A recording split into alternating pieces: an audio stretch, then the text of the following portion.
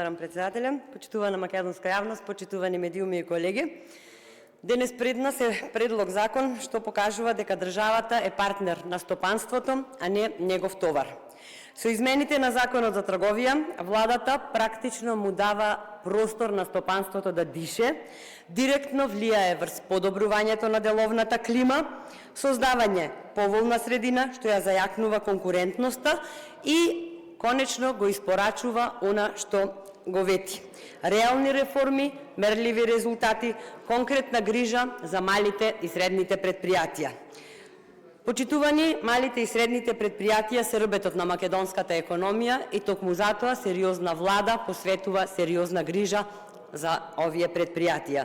Со измените на Законот за трговија, владата испорачува конкретна мерка од реформската агенда, со која не само што се оптимизираат парафискалните давачки, туку се испраќа и силна порака дека државата конечно размислува рационално и фер кон малите и средни предпријатија. Како што веќе спомнав, овој закон е дел од реформската агенда и директно ја адресира оптимизацијата на парафискалните давачки. Тоа значи помалку административен притисок, помалку трошоци и повеќе средства што остануваат кај економските оператори.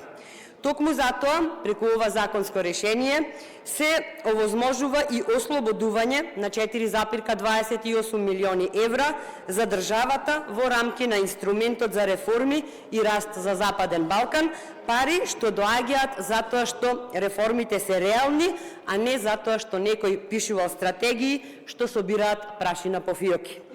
Но она што е уште поважно, се применува принципот мисли прво за малите предпријатија, не декларативно, туку практично. Продолжувањето на важноста на лиценците за продажба на алкохол од 2 на 4 години значи помалку бирократија, односно помалку административни процедури, помалку шалтери и помалку трошоци.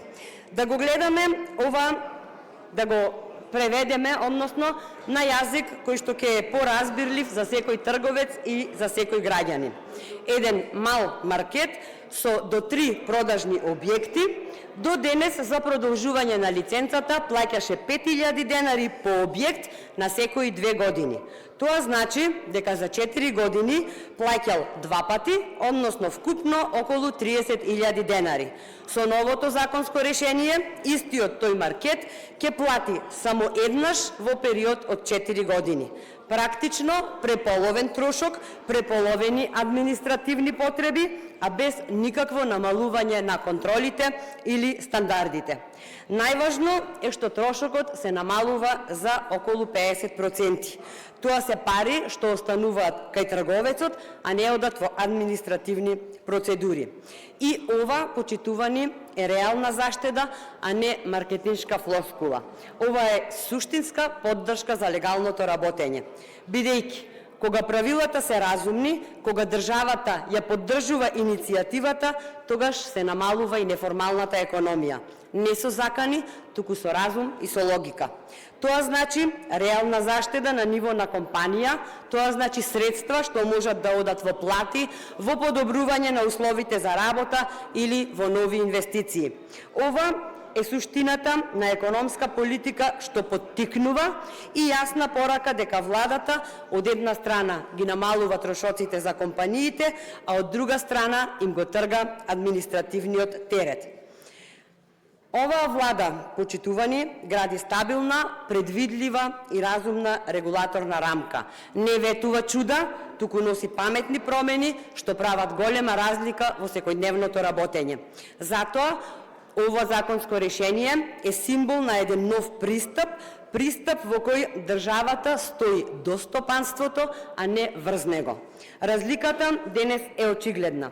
Оваа влада не експериментира со стопанството, туку создава праведна, правилна, стабилна и предвидлива деловна книга. не ветува револуции, туку носи паметни, мерливи и остварливи решенија.